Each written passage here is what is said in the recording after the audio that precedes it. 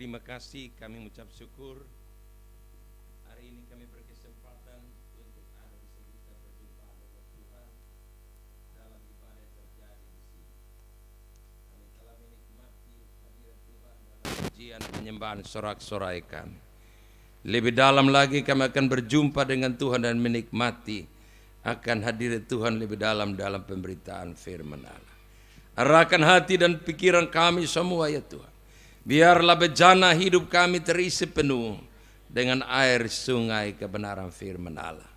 Biar kami yang datang dalam berbagai pergumulan-pergumulan hidup, firman Allah jawaban bagi kami sore ini. Kepada hamba Tuhan kuduskan dari segala kecemaran dan dosa. Roh Tuhan bekerja menuntun hamba, mengendalikan setiap perkataan-perkataan hamba. Dan biarlah ada urapan Tuhan terjadi. Kami mengalami berbagai persoalan hidup. Firman Allah memberkati kami, memulihkan, melepaskan dan memberikan jalan keluar bagi kami. Berfirmanlah bagi kami ya Tuhan. Kami siap mendengarkannya. Haleluya. Amin. Puji Tuhan. Shalom. Bersyukur dan bersukacita sekali hari ini saya bisa jumpa lagi saudara seiman di tempat ini. Memang berapa waktu ini hampir setiap minggu ada saja kepercayaan Tuhan untuk kami ada pelayanan baik dalam kota maupun luar kota. Ya, puji Tuhan hari ini ya ada kesempatan untuk ada di sini ya. Sabtu depan sudah ada, Sabtu minggu depan dan seterusnya. Jadi kalau tak salah berarti November baru kita ketemu. November itu juga minggu pertama sampai minggu kedua atau minggu ketiga itu sudah ada ya. Jadi memang saya percaya ya hamba Tuhan Maina juga pasti berdoa untuk bisa kita jumpa sehingga waktu dihubungi hari ini puji Tuhan ini waktu Tuhan. Baik, sekali lagi Tuhan memberkati pengurus dan penuh kekidian yang telah memberikan kami kesempatan untuk melayani sore ini. Saja kita buka satu bagian firman Allah dari Injil Markus pasal 10.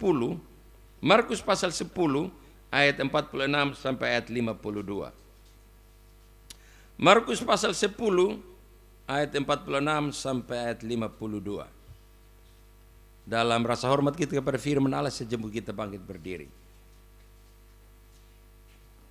Perikop di situ mengatakan Yesus menyembuhkan Bartimeus. Ya. Kita baca sama-sama lebih bagus. 1, 2, 3. Lalu tiba Yesus dan murid-muridnya di Yeriko, dan ketika Yesus keluar dari Yeriko bersama-sama dengan murid-muridnya dan orang banyak yang berbondong-bondong, ada seorang pengemis yang buta bernama Bartimeus, anak Timeus, duduk di pinggir jalan. Ketika bahwa itu adalah Yesus orang Nazaret, mulailah ia berseru, Yesus anak Daud, kasihanilah aku. Banyak orang yang ia diam, namun semakin keras ia berseru, anak Daud, kasihanilah aku. Lalu Yesus berkata, panggillah dia. Mereka memanggil orang buta itu dan berkata kepadanya, kuatkanlah hatimu, berdirilah, ia memanggil engkau. Lalu ia menanggalkan jubahnya. Ia segera berdiri dan pergi mendapatkan Yesus. Tanya Yesus kepadanya, apa yang kau kehendaki supaya aku perbuat bagimu?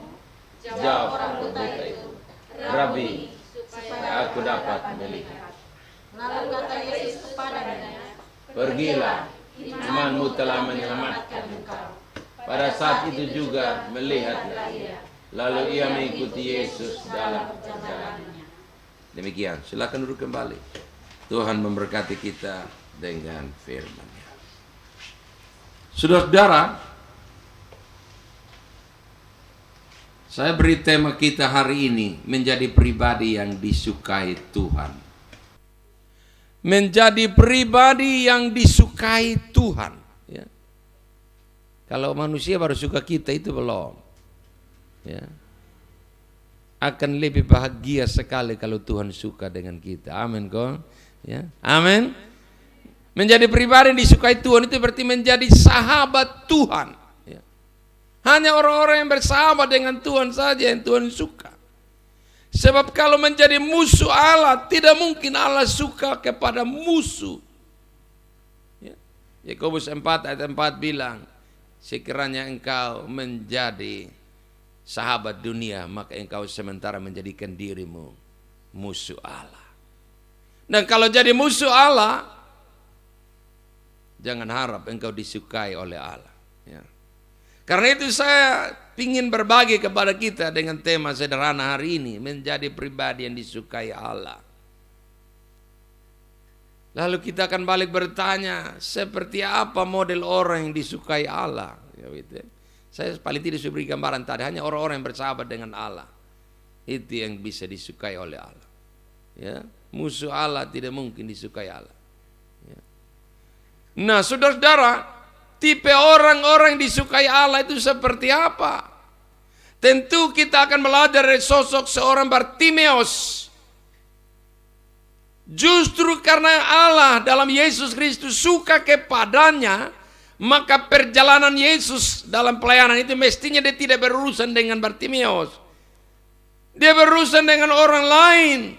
Tapi karena dia lewat dari jalan di mana Bartimeus duduk di situ dan mengemis, saudara lihat, sekali lagi tidak ada istilah kebetulan Yesus lewat lalu akhirnya jumpa dengan Bartimeus, tapi pasti ada sikap-sikap tertentu yang ada pada Bartimeus sehingga membuat langkah Yesus terhenti dan berurusan dengan Bartimeus, karena memang ada hal yang menonjol dari diri atau pribadi Bartimeus membuat Yesus tertarik dan suka kepadanya, sehingga dia mau berbuat sesuatu kepada Bartimeus. Amin.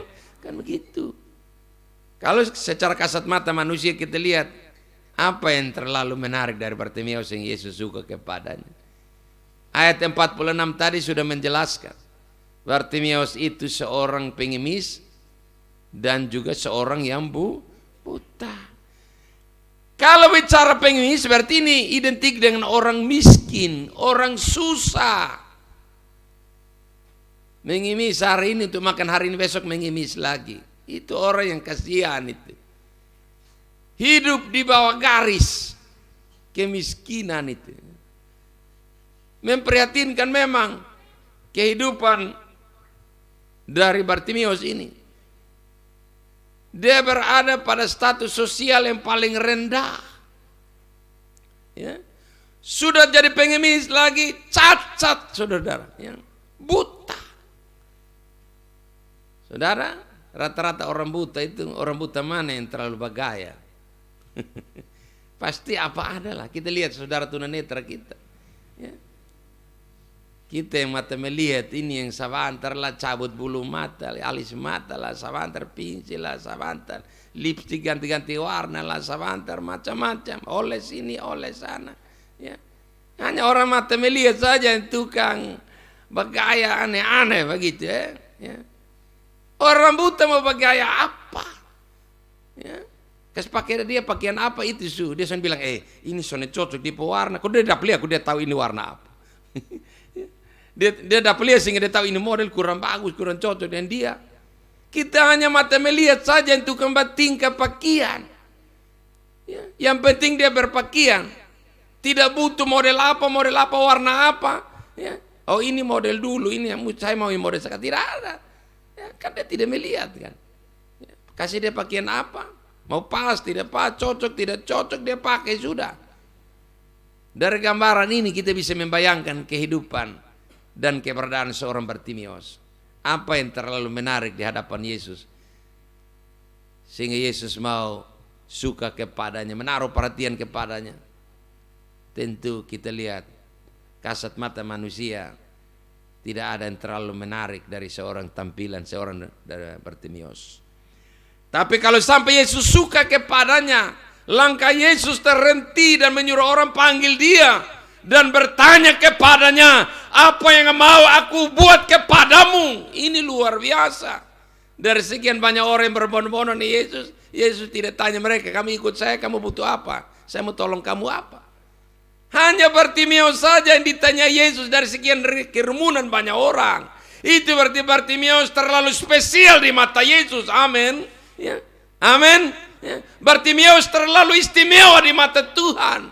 Yesus suka kepadanya. Dan Yesus mau peduli kepadanya. Dan mau tahu apa yang dialami oleh Bartimeus. Dan mau ambil apa yang dipikul oleh Bartimeus. Dan memberikan pertolongan kepadanya.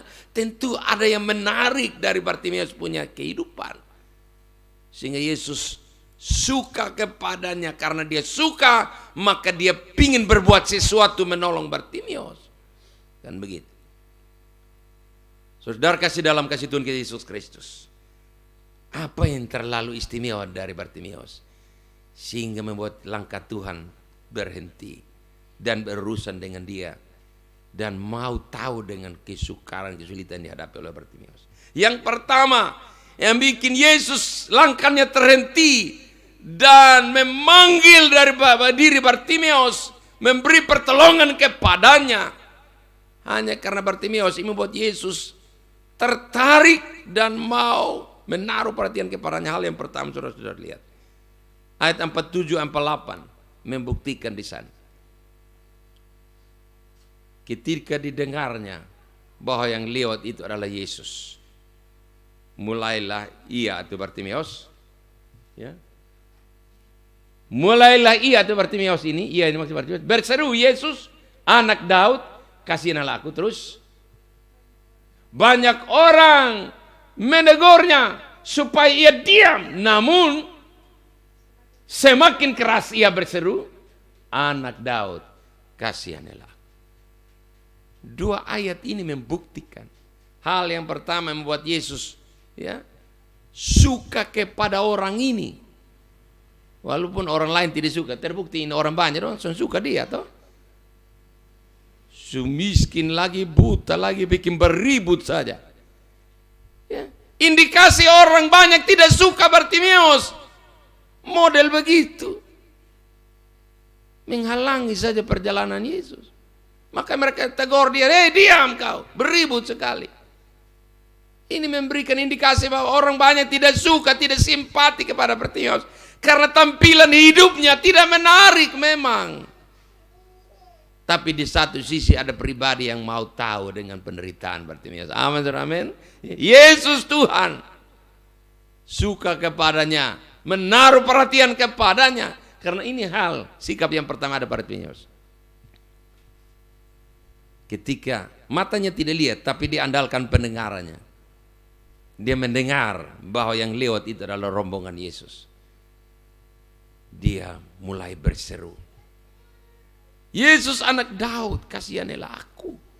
Walaupun ditegur banyak orang, dicegah banyak orang, tidak boleh berteriak-teriak. Semakin keras ia berteriak, berseru. Saudara, dari dua ayat ini, saya memberi catatan yang pertama bagi kita. Apa yang bikin Yesus, sikap apa yang bikin Yesus suka kepada Bartimeus, sehingga Yesus berhenti langkahnya sebentar dan berurusan dengan dia dan menolongnya. Bartimeus ini adalah pribadi yang tidak mengalami yang namanya, ya, berhenti berseru kepada Tuhan. Berseru sama dengan berdoa, ya. Berdoa dengan tidak jemu-jemu, tidak tahu berhenti. Boleh dibilang doanya mengganggu Tuhan setiap waktu. Amin, saudara, amin. Ya, doa yang tidak berhenti. Ya. Berdoa dalam kesetiaan dan ketekunan. Saya tunjukkan ayatnya, saudara. Mazmur 145 ayat 18. Coba kita lihat. Mazmur 145 ayat 18. Sikap ini yang membuat Yesus suka Bartimeus. Bersama kita baca 2-3. Tuhan dekat pada setiap orang yang berseru kepadanya, pada setiap seru kepadanya dalam kesetiaan. Tuhan dekat kepada mereka yang berseru, yang berdoa dalam kesetiaan, berdoa dalam ketekunan. Amin. Ya, Tuhan dekat, pasti itu Tuhan dekat kepada mereka. Termasuk Bartimeus yang kita bahas sore ini. Sikap Bartimeus yang membuat Yesus suka dirinya dan menaruh perhatian kepadanya serta menolong dia. Hanya ini, mulai dari poin ini. Berdoa dalam ketekunan, dalam kesetiaan. Ya. Saudara kalau perhatikan dalam pertama Tesalonika pasal 5, ya, ayat 17 coba.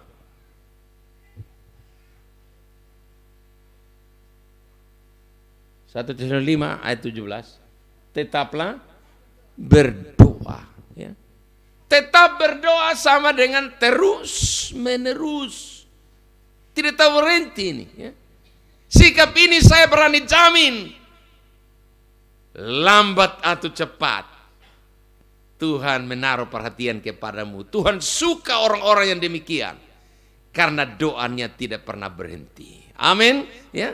Berdoa dalam kesetiaan, berdoa dalam ketekunan. Ya. Saudara, ada banyak tokoh-tokoh Alkitab, termasuk tokoh Yunus. Yunus meskipun dalam perut ikan pun berdoa. 3 hari Alkitab bilang Yunus berdoa 3 hari 3 malam dalam perut ikan.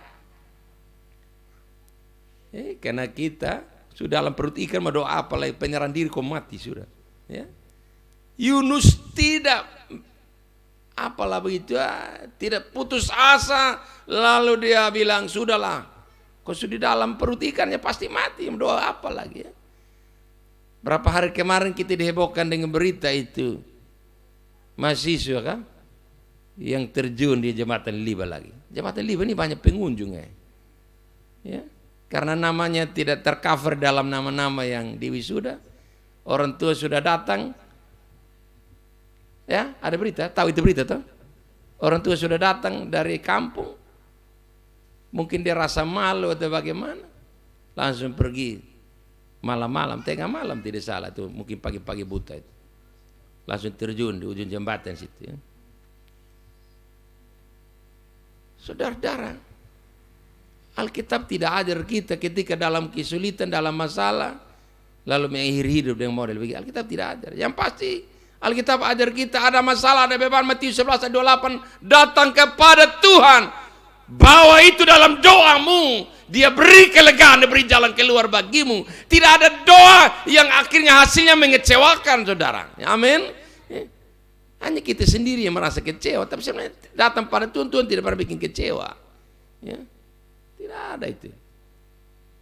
Hanya soal waktunya saja.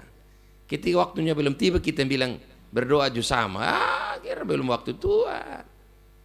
Kalau waktu Tuhan, pasti itu, saudara. Ada saja cara Tuhan kita bisa selami.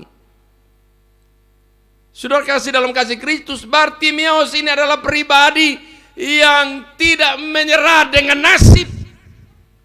Dia tidak menyerah dengan nasib. Ya sudahlah, terima nasib. Saya memang mungkin sudah ditakdirkan untuk buta permanen, ya sudahlah. Oh tidak. Berseru dengan keras kepada Yesus meskipun ditegur banyak orang, dia semakin keras berseru. Ini berbicara Bartimeus ini adalah pribadi yang tidak mudah menyerah. Dia terus berdoa dalam ketekunan, dalam kesetiaan. Dia tidak menyerah menerima nasib sebagai orang yang buta. Dia tidak menyerah. Saudara kasih dalam kasih Tuhan, catatan kita hari ini, bagaimana supaya, apa rahasianya supaya kita menjadi pribadi yang disukai Tuhan. Tuhan hanya suka kepada orang-orang yang berdoa dalam kesetiaan dan tidak menyerah menerima nasib. Amin. Ya, ini yang pertama, saudara. Ya. Tetap berdoa dalam kesetiaan. Berseru, hari ini belum, besok lagi. Selain tokoh Yunus yang berdoa terus menerus 3 hari di perut ikan, ada juga tokoh Daniel dalam Daniel 6 ayat 11. Waktu dia diperhadapkan untuk dimasukkan dalam gua singa, sebagai konsekuensi dia tidak menyembah kepada apa yang disediakan oleh pihak istana Raja Babel. Dia terus berdoa. Seperti biasa dilakukannya sehari 3 kali, kata Daniel pasal 6 ayat 11 itu. Berdoa, tidak tahu berhenti. Dan orang-orang yang demikian Allah suka. Karena Allah suka kepada mereka, Allah juga mau berbuat sesuatu kepada mereka. Saudara ingat, Yunus berdoa terus menerus 3 hari. akhirnya ikan tidak selera dengan Yunus untuk lama-lama simpan dia di perutnya, ikan muntahkan. Atas perintah Tuhan ikan muntahkan. Ya. Kekuatan doa membuat ikan memuntahkan Yunus ke darat. Kekuatan doa Daniel membuat singa-singa di gua, singa yang dibiarkan lapar itu tidak bernafsu, tidak berminat untuk memangsa daripada Daniel itu. Singa-singa dibiarkan lapar begitu. Belum sampai di dasar gua dia langsung sambar dari atas mulut gua bisa. Alkitab bilang karena tidak terjadi sesuatu pada diri Daniel dan Daniel dinyatakan tidak bersalah, dia ditarik keluar dari gua singa. Orang-orang yang menuduh Daniel mereka dilemparkan ganti, ya, masuk itu gua, belum sampai dasar gua singa-singa berlompatan sambar mereka dari mulut gua. Saudara kalau baca baik-baik dalam Daniel 6 itu ada, ya. Luar biasa. Kekuatan doa membuat Allah berbuat sesuatu, Allah bertindak kepada orang-orang yang demikian karena kepribadian mereka membuat Allah suka. Allah suka orang-orang yang tekun berdoa. Amin. Tekun berdoa. Soal jawaban kapan itu bukan urusan kita. Bagian kita adalah berdoa dalam ketekunan, berdoa dalam kesetiaan. Soal jawaban bukan bagian urusan kita, itu urusan Tuhan. Mari kita tekun mengerjakan bagian kita. Bagian Tuhan juga dikerjakan pada waktu yang tepat. Amin. Ya, itu yang pertama. Menjadi pribadi yang disukai Tuhan adalah pribadi yang tetap ada dalam doa yang penuh kesetiaan atau ketekunan. Yang kedua, apa yang terlalu disukai Tuhan dari diri seorang Bartimius. Selain Tuhan suka dia karena dia tidak patah semangat, dia tidak menyerah menerima nasib untuk satu kali berseru nah berhenti, tidak. Dia terus berseru, terus berdoa. Dia tidak mudah menyerah dan patah semangat. Itu yang Tuhan suka orang-orang demikian. Yang kedua, perhatikan bersama saya saudara-saudara. Pada bagian ayat 49 dan ayat 50.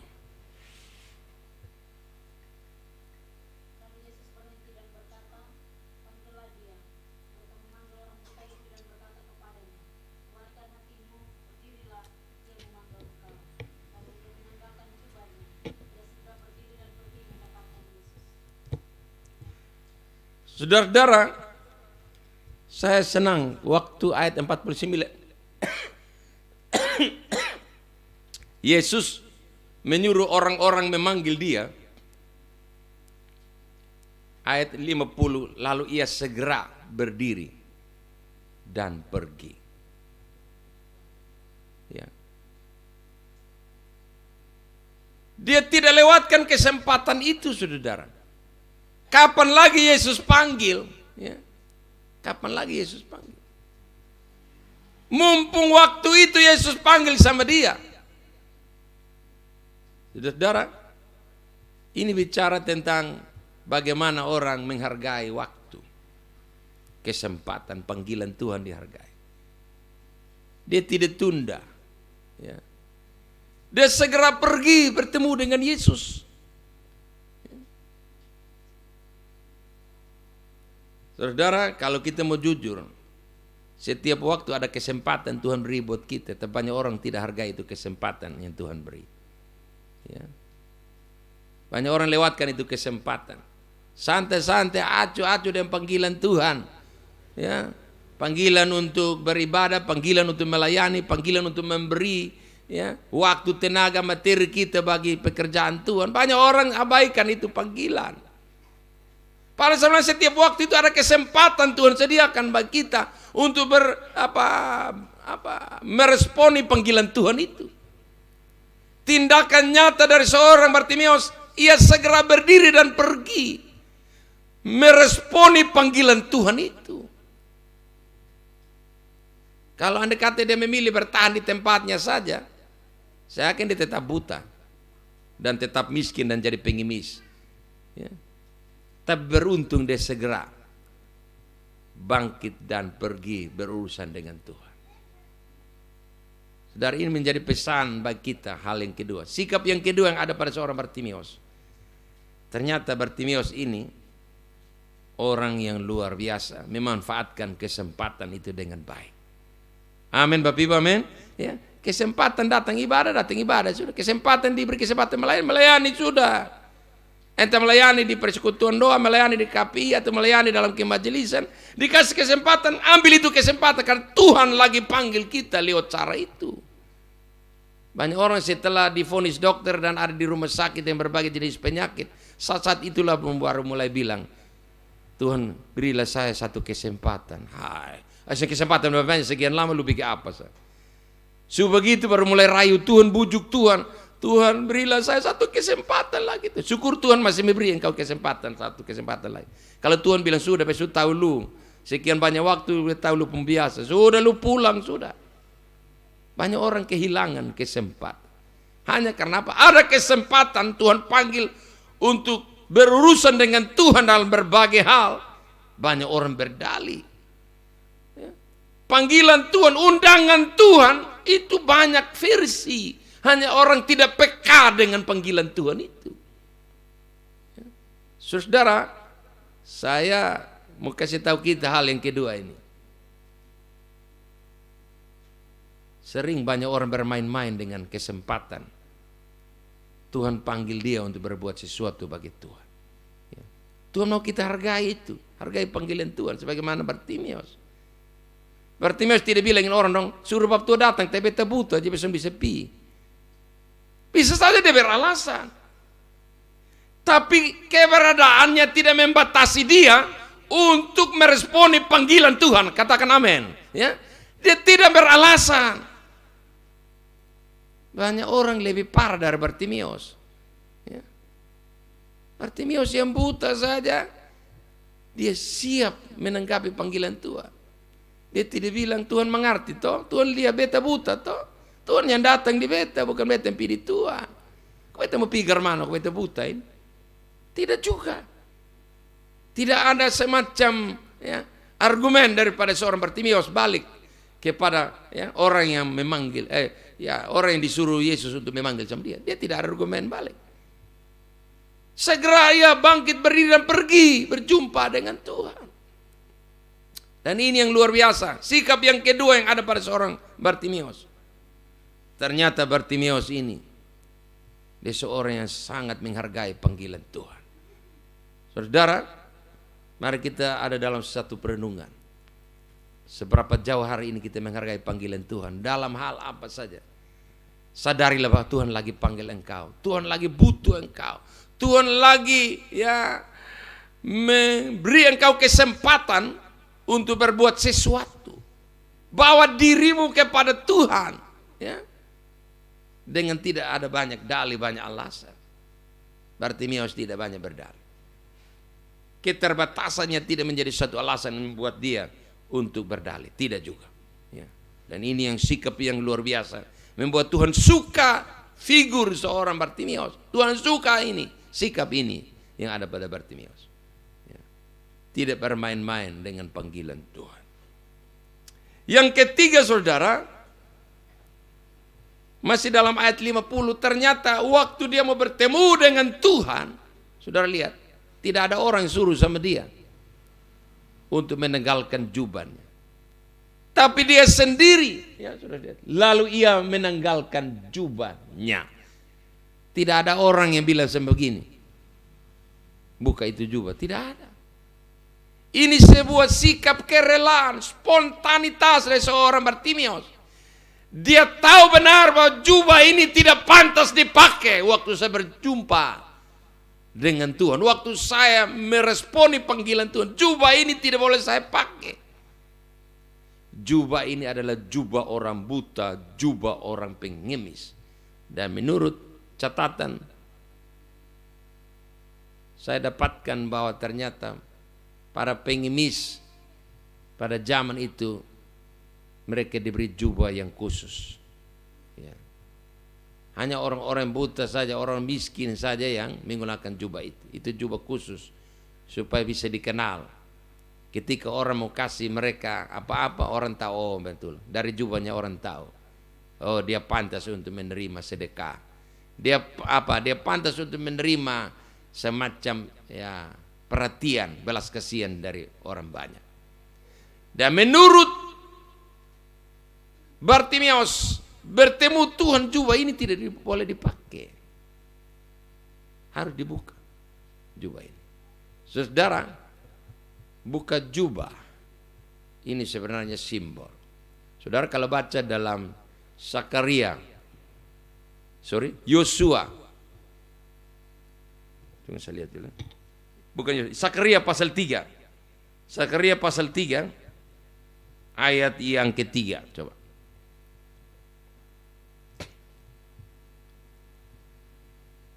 Mulai dari ayat 2 dulu.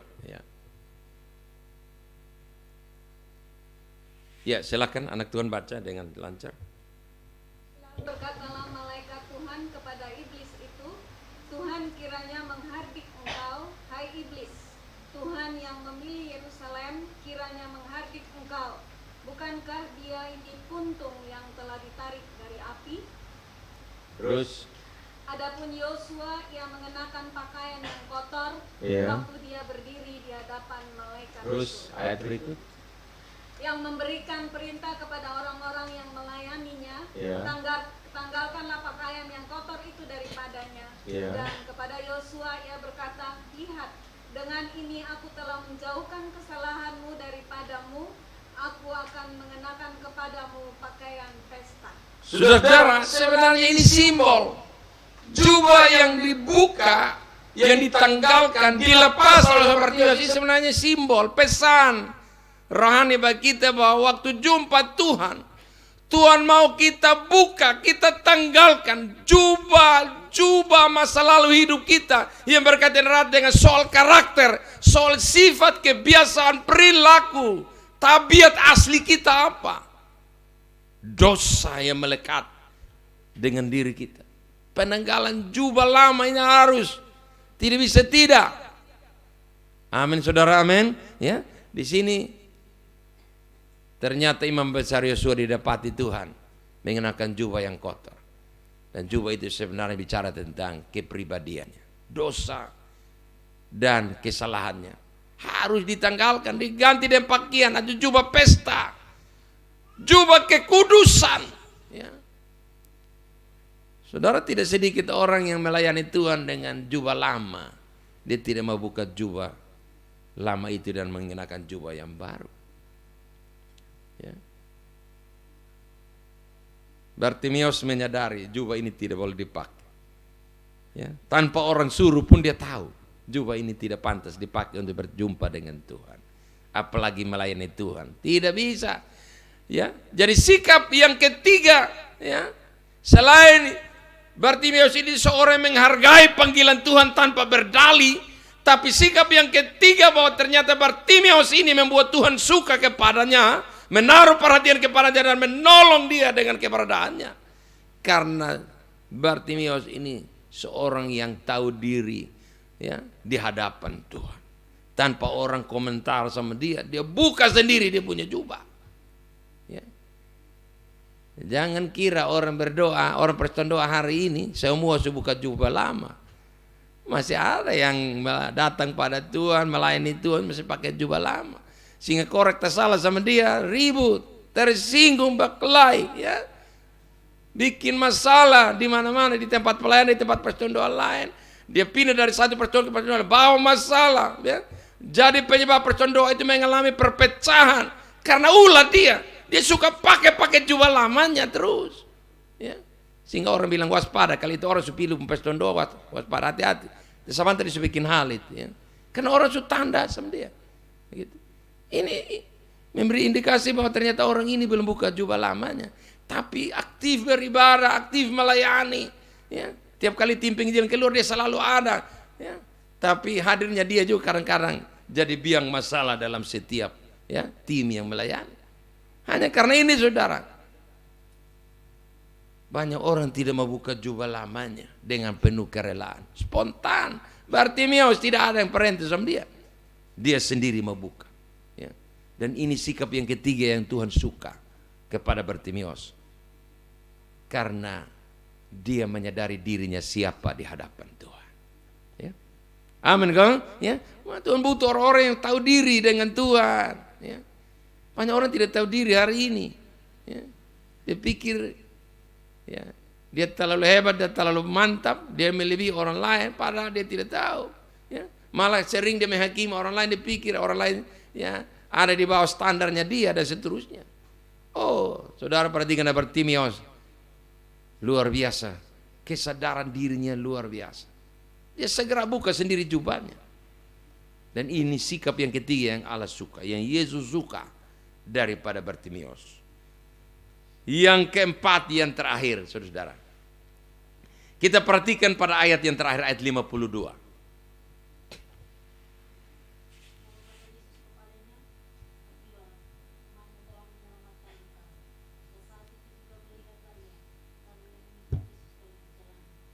Pada saat itu melihatlah ia, lalu ia mengikuti Yesus dalam perjalanan. Saudara, kalau pikir-pikir, sekian lama tahun tidak pernah dapat lihat ini dunia punya gagah, punya luas ini. Seketika mata langsung lihat terang benderang, saya yakin dia akan prioritas yang pertama itu. Dia pergi dulu, dia punya keluarga dulu, ya. Dia punya orang tua mungkin, seisi kampungnya mungkin keluarga famili terdekat bisa. Dia pergi dulu di sana karena saking senangnya. Ya begitu. Tapi heran, yang pertama dia lakukan setelah matanya melihat, saudara lihat. Lalu ia mengikuti Yesus dalam perjalanan Yesus dalam pelayanan. Dia ikut Yesus. Sikap yang keempat, yang terakhir ini memberi pesan bagi kita. Bagaimana menjadi pribadi yang disukai Tuhan. Tuhan mau dalam hidup ini yang terutama adalah Tuhan satu-satunya. Amin, saudara, amin. Dia utamakan ikut Tuhan dulu. Yang lain nanti kedua, ketiga dan seterusnya. Yang pertama dilakukan setelah matanya lihat. Ikut Yesus dulu. Utamakan Tuhan dulu dalam hidup ini. Banyak orang setelah ditolong Tuhan, oh dia selamat tinggal Tuhan. Saudara, kalau kita mau jujur, di setiap persekutuan doa pasti banyak orang pernah ditolong Tuhan di persekutuan doa itu. Tapi kenapa orang enggan untuk setia melayani, beribadah dengan Tuhan di setiap kaki dia, termasuk di tempat ini? Karena setelah orang mengalami pertolongan Tuhan, orang lupa untuk menyadari bahwa ini karena kemurahan Tuhan. Karena itu saya harus dahulukan Tuhan dalam hidup saya. Saya harus istimewakan Tuhan dalam hidup saya. Prioritas Tuhan dalam hidup saya. Banyak orang lupa itu. Belajar dari seorang sosok Bartimius. Pertama kali matanya lihat terang benderang, dunia punya luas. Dia pakai kesempatan pertama dia lihat itu. Berjalan bersama-sama dengan Tuhan. Mengiring Tuhan dalam perjalanan pelayanan Tuhan itu. Ini bicara tentang sebuah prioritas hidup. Tuhan menjadi prioritas utama dalam sebuah keputusan yang diambil oleh seorang Bartimius. Banyak orang tidak prioritaskan Tuhan dalam hidupnya. Setelah Tuhan tolong, setelah Tuhan berkati, Tuhan buka jalan, Tuhan ya selesaikan dia pergumulan, dia masalah segala macam. Oh, mana dia prioritaskan Tuhan? Banyak orang tidak prioritaskan Tuhan. Malah dia pembadan, sudah datang dia pemasalah dititip. Karena sudah ada WA, sudah ada inbox segala macam, dititip, dikirim-kirim di pergumulan. Ada yang tidak kirim beban, dia bilang jangan lupa beta ya, titip ya, doa kasih beta. Wih, lu bos besar ya. Sudah diberkati, sudah ditolong Tuhan. Alasan terlalu banyak tidak ikut Tuhan, tidak beribadah dengan Tuhan, tidak melayani Tuhan lagi kan. Bartimius tidak, sikap Bartimius ini jarang, langka sekali kita temui hari ini. Orang kalau sudah ditolong Tuhan jarang untuk modal. Kalaupun ada juga tidak seberapa. Dahulukan yang pertama Tuhan dulu. Ya. Bikin senang Tuhan dulu. Saya yakin waktu dia ambil keputusan ikut Yesus dalam perjalanan pelayanan Yesus, pasti Yesus senang kepadanya, pasti Yesus tersenyum melihat orang ini. Waduh, ini orang tahu diri betul ya. Ini orang ini tahu bersyukur ini. Ini orang ini dengan sikapnya mengikut Yesus dalam perjalanan, Yesus mau bilang, ini orang tahu berterima kasih. Tapi dengan pergi meninggalkan Yesus, tidak ikut Yesus dalam perjalanan pelayanan Yesus, Yesus akan bilang, memang dasar tidak tahu terima kasih sedikit ini orang. Sumiskin lagi, buta lagi, tolong amat sendiri dia bangun hilang lagi. Dia pun perasaan, ya, sesuatu ada orang cuma mati rasa ini. Tapi waktu dia mengikut Yesus dalam perjalanan pelayanan Yesus, saya yakin Yesus akan memberi penilaian bagi orang ini. Ternyata engkau luar biasa, anakku Bartimius. Engkau orang yang tahu berterima kasih. Dan bukti terima kasihmu, engkau tidak mau pergi dahulukan yang lain, keluargamu, saudaramu, orang tuamu kah? Atau mungkin kalau dia ada istri kah? Anak-anaknya kah? Dia tidak dahulukan itu. Dahulukan Yesus dulu, bikin senang Yesus dulu. Berjalan bersama Yesus, itu sudah luar biasa bagi Yesus. Amin kok? Ini banyak orang sudah terima pertolongan Tuhan. Aduh, datang persekutuan doa saja mimpi-mimpi. Sebegitu dia bilang, beson pima bepu hati tiap hari Sabtu sore jam 4 bepu hati ada di sana. Hai, lu poles kata kasih siapa? Kau memang Tuhan sudah tahu lu. Lu hanya mau bikin senang maina saja opa seka. Hanya kata-kata indah didengar, tapi kenyataan dalam realita hidup hari-hari, aduh, bikin kecewa Tuhan. Tuhan itu tidak senang kepada orang hanya sekedar bermanis dalam berkata. Tapi Tuhan butuh bukti nyata dalam hidup sehari-hari. Ya. Karena itu saudara, hal yang keempat ini menjadi bahan refleksi bagi kita. Saya yakin kalau kita mau jujur, kita ini muka-muka orang Tuhan sudah tolong terlalu banyak dan banyak kali Tuhan tolong kita. Bahkan yang tidak datang hari ini pun mereka juga sudah pernah ditolong Tuhan. Lewat persekutuan doa ini, lewat orang-orang yang mendoakan mereka, Tuhan sudah pernah tolong mereka. Tapi kemana dan dimanakah mereka hari ini? Saya berharap saudara belajar, bercontoh pada seorang sosok Bartimius. Mestinya mata baru dapat lihat itu sudah. Bangun kabur itu pikas tunjuk diri di keluarga dong. Aduh, umur beta baru lihat dunia pula. Aduh, pasti dia pindah dulu dia pun kawan dong. Dia punya keluarga, dia punya saudara. Bisa itu, pasti itu saudara. Tapi herannya dia langsung ikut Yesus. Dia tidak kemana-mana, Alkitab tidak tulis. Pertama kali dia melihat, dia izin Yesus, saya pergi dulu. Nanti baru Yesus, ini hari apa baru saya menyusul. Tidak ada hari apa baru saya menyusul, tidak ada. Saat itu juga dia mengikut Yesus. Tidak izin berapa waktu lagi baru susul, tidak ada. Ini menjadi prioritas. Ya. Sikap yang keempat yang terakhir dari seorang Bartimius, memprioritaskan Tuhan di atas segala-galanya. Ya. Amin. Ya.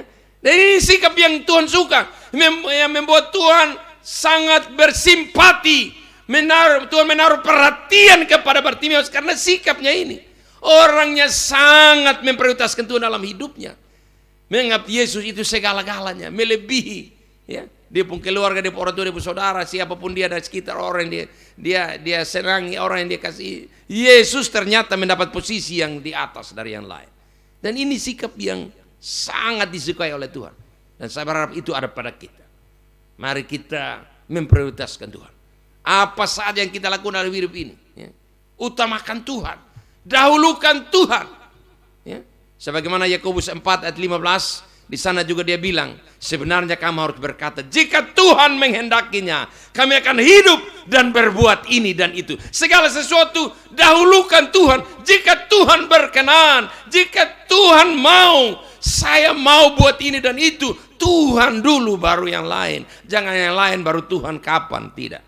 Tuhan harus utama dan pertama dalam hidup ini. Banyak orang hari ini tidak terlalu peduli dengan Tuhan. Tunggu waktu-waktu yang sangat emergensi, waktu-waktu yang sangat darurat, waktu-waktu yang sangat terjepit, baru dia butuh Tuhan hari itu. Oh, tidak bisa. Syukur Tuhan masih ladeni sama kita saat-saat begitu. Kalau Tuhan bilang sudah, memang dasarnya lu liar, memang lu sudah. Saya panggil lu sudah pernah datang, tapi lu butuh saya mau cepat pergi tolong lu siapa? Ya. Tapi hari ini dengan melihat 4 sikap dari Bartimius yang membuat Tuhan suka kepadanya, saya berharap ini menjadi bahan refleksi bagi kita pribadi, lepas pribadi, sebagai ibu, sebagai bapak, sebagai anak-anak, sebagai orang muda. Mari kita berefleksi. supaya akhirnya kita menjadi pribadi yang disukai oleh Tuhan. Amin. Tuhan menolong memberkati kita dengan firman-Nya. Mari tutup Alkitab kita dan kita